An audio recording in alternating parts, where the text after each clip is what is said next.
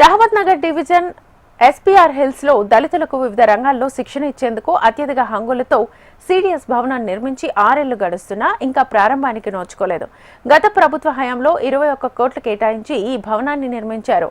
భవన ప్రారంభానికి ముందే మరమ్మతుల కోసం ₹1 కోటి కూడా కేటాయించారు. అయినా ఇప్పటికీ ఈ శిక్షణ కేంద్రం ప్రారంభం కాలేదు. దీనికి సంబంధించిన మరింత సమాచారాన్ని మా ప్రతినిధి ప్రియాంక అందిస్తారు.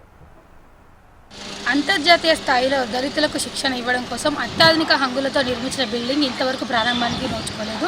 అయితే ప్రజెంట్ ఇక్కడ మనం ఎస్పీఆర్ హిల్స్ దగ్గర ఉన్న బిల్డింగ్ దగ్గర ఉన్నాము. ఇదైతే గత ప్రభుత్వం హయాంలో కొన్ని కోట్ల రూపాయలు ఖర్చు పెట్టి అయితే నిర్మించారు. కానీ ఇంతవరకు కూడా ఇది ప్రారంభానికి అయితే నోచుకోలేదు. రహమత్ నగర్ డివిజన్ ఎస్పీఆర్ హిల్స్లో దీని నిర్మాణం అయితే గత ప్రభుత్వం 2016లో దాదాపుగా 21 కోట్లు కేటాయించి అయితే అప్పటికి శంకుస్థాపన అయితే చేశారు.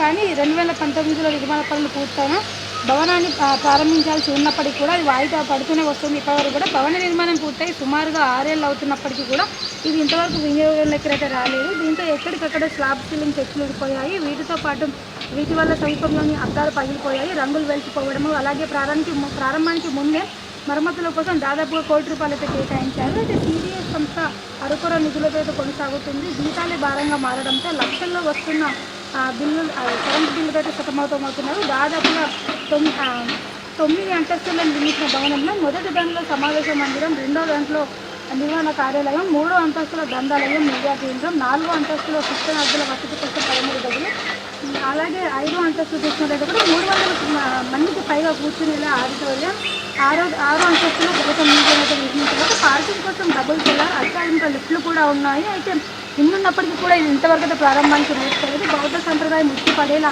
అత్యాధునిక హంగులు, ముద్రలు, అలాగే స్తూపాలు, ఫ్యాబ్రికేటెడ్ విధానం, సాధారణ స్థాయిలో ఉష్ణోగ్రతలు ఉండే విధంగా అయితే దీన్ని నిర్మించారు. 1500 చదరపు అడుగుల స్థలాన్ని అయితే సెంటర్ ఫర్ దళిత్ స్టడీస్ సంస్థకైతే లీజు ప్రతివారికి అయితే కేటాయించారు.